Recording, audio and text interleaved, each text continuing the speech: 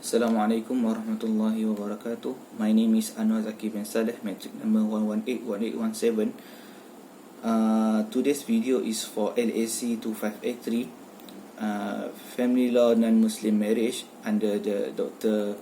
Mariam Saiduna Tagaranau. So my topic here is the prohibitions in Muslim marriage.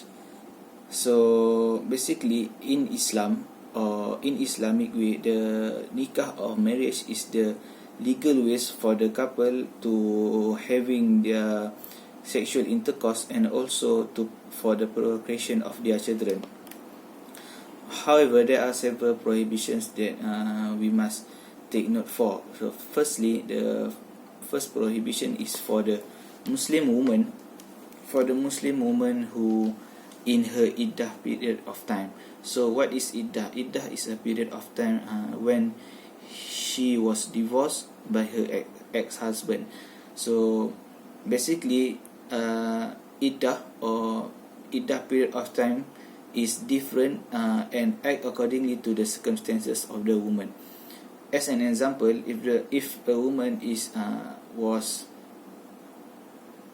divorced when he has a baby, when she pregnant, so the time of the iddah is until she delivered her baby. So that is the number one, the prohibition, that is iddah. So what is the second prohibition? The second prohibition to Muslim marriage, if the couple have several types of relationship. So there are four types of relationship that are prohibit to marriage. So firstly, the blood relationship or consanguinity. According to section 9 subsection 1 in the family law, Islamic Family Law Federal Territories Act 1984 provides that no woman or man shall marry his mother or father, or his grandmother or his grandfather upwards, and also his daughter or son downwards. His daughter or son downwards. So if the woman or man marries of any above, the marriage is void and any children from the marriage will be illegitimate.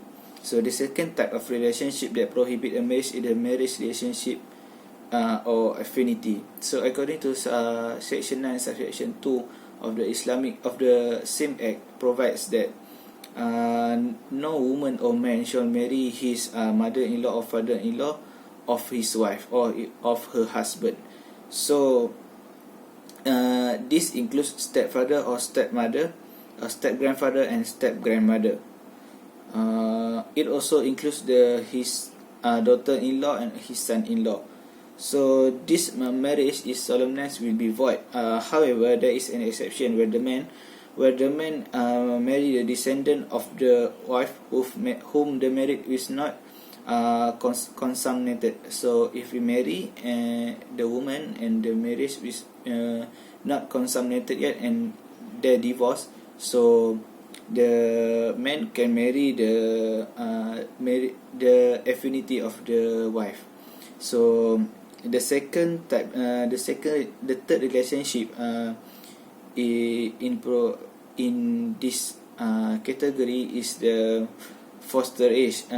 Foster age means susuan.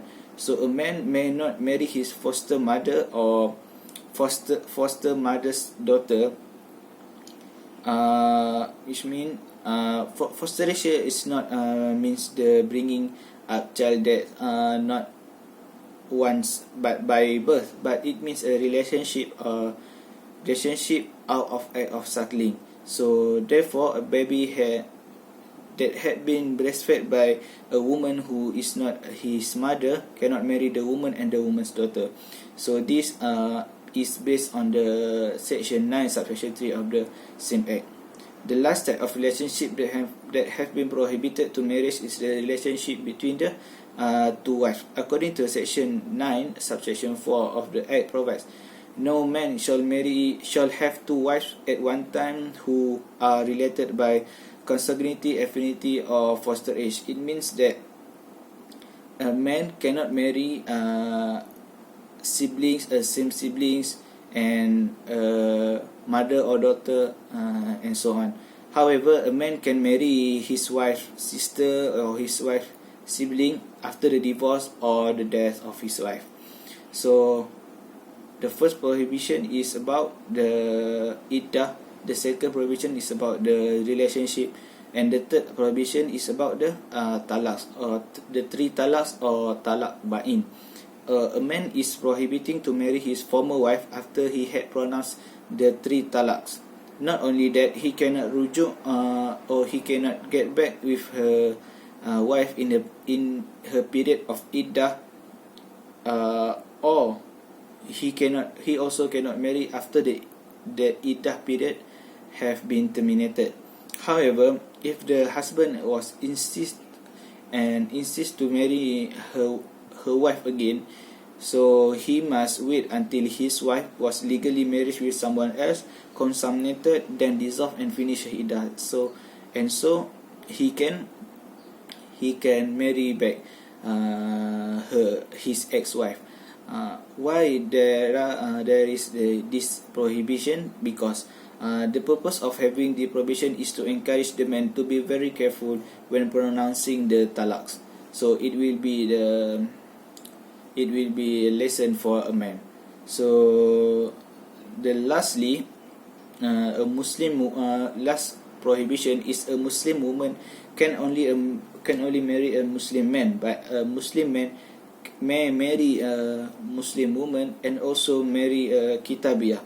So what is kitabiyah? According to section 2, subsection 1 of the Islamic Family Law Territories, define kitabiyah as a woman ancestors from Bani Yaqub, or a Christian woman whose ancestors were Christians before the prophethood of the Prophet Isa.